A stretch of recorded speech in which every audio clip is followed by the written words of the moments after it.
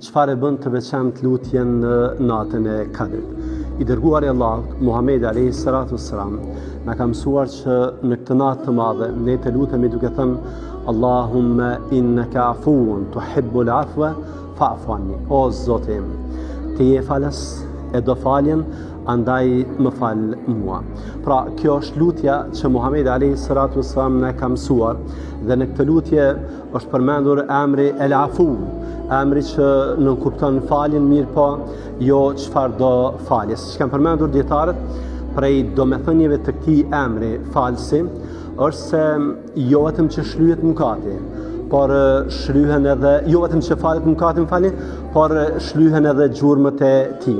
Kjo e ngjan sikur dikujt që ka ecur në errër, kanë mbetur gjurmët e tij e pastaj vjen një erë dhe i mbulon ato gjurmë. Pra jo vetëm që falet mëkati ynë, por në këtë natë edhe shlyhet nga regjistri, prandaj ne jemi të falur me kuptimin e plot të fjalës.